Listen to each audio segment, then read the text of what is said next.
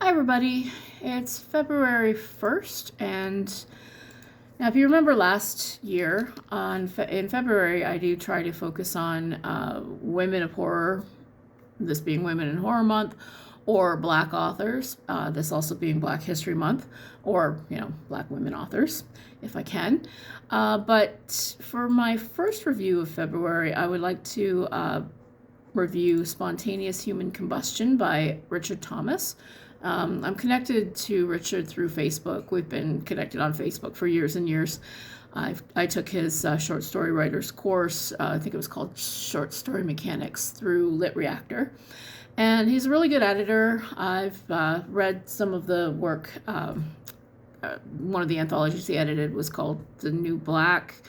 And he's also, his stories have appeared in many anthologies and collections and websites and all. I mean, he's a very accomplished author and editor based out of Chicago, so that's how I'm aware of the work that he does. And he sent me a PDF copy of the stories, I'm embarrassed to say, about a year ago now, so but better late than never. And the collection seemed to keep getting pushed back, so I figured I might as well do the review a little bit closer to the release date. So here's a shot of the cover art. As you can see, it's a woman's face, and it's coming off, and there's to reveal a monster inside. And that's a theme that runs throughout the whole collection. That's a theme that runs through the whole collection, is sort of that idea that Nietzsche wrote about, that if you stare long into the abyss also stares back to you. And in this particular abyss, there are monsters, and they're not that far away. And that seems to be the narrative thread that runs through a lot of the stories, is that the main character in each one, generally the characters are male, they are pushed to a test of some kind, and it's a test of their limits. It's a test of their limits physically, it's a test of their limits emotionally, spiritually, socially, and sometimes they come back, sometimes they don't. Sorry, I'm just looking through my notes here. My handwriting's terrible.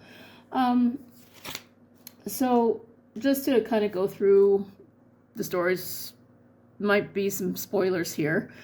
Repent, which was originally published in Gutted, Beautiful Horror Stories. That's another anthology that I really liked. It's about a man who strikes a deal to save his sick son. I especially like the ending of this one, because there was this sense of, you have this idea that there's a deal with the devil and that this thing's coming to drag him off to hell, but there was almost this sense of delight, because this guy's kind of a piece of shit anyway, so why not lean into it? I don't know, that was the sense I got. Maybe other people wouldn't get that from it, but I did. I don't know if I'm pronouncing any of these right. Saw Daddy, and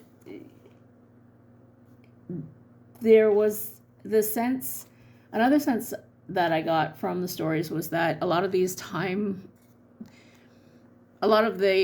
plots and the timing of each story puts the time on a loop, so that from the beginning to the middle to the end is a continuous loop, and that this person's narrative is going to go back to the same place.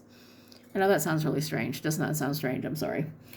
There were a couple of clown stories. From Within is a story about an alien invasion that gets thwarted. I enjoyed that one.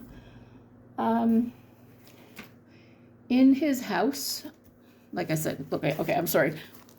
My handwriting is terrible. I can't read my own notes. I'm sorry. In His House is basically, it's a letter to the fans of H.P. Lovecraft from a person that knows that maybe the mythos is something real, and reading it makes it real. So I enjoyed that one. I thought that was pretty clever, even though I'm not a big Lovecraft fan. Open Waters is about a man stuck on a desert island, and again, that idea that time's a loop that he keeps coming back to. But Little spoiler here, it's actually a VR trip and his cat eats him at the end, so go kitty. You can see I don't have a whole lot of love for the humanity. And then there's a Flash piece called Undone, and that one's a really, really short one. And then the final story is called Ring of Fire, and it's the longest one. Now, this was the one that I thought kind of lost a star for me. I apologize. I know you don't like bad reviews, but I found that this story, the concept of it was interesting, and the execution of it was really good in some ways. Like, the writing was good. But I found that it went on and on too long, and because it went on so long, it got more and more muddled as it went, and that, to me, lost the strength, the character strength, and the strength of what was happening to this guy. After a while, I just kind of stopped caring. So, and the other thing about the Ring of Fire story is that it really reminded me a lot of the film Moon with Sam Rockwell, and Moon just was a much better narrative. Sorry. But overall, some really entertaining stories. Great read. My favorite one was the poker game where the guy makes a wager he just, probably shouldn't have, but he ends up doing well with it. And the only other thing, lay and lie.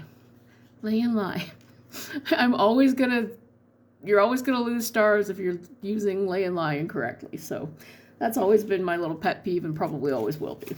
But Spontaneous Human Combustion by Richard Thomas. Go check it out. Check out some of his writing courses. He's a good guy to talk to about writing. He's always approachable. Hope you're reading lots of great horror. Have a great day.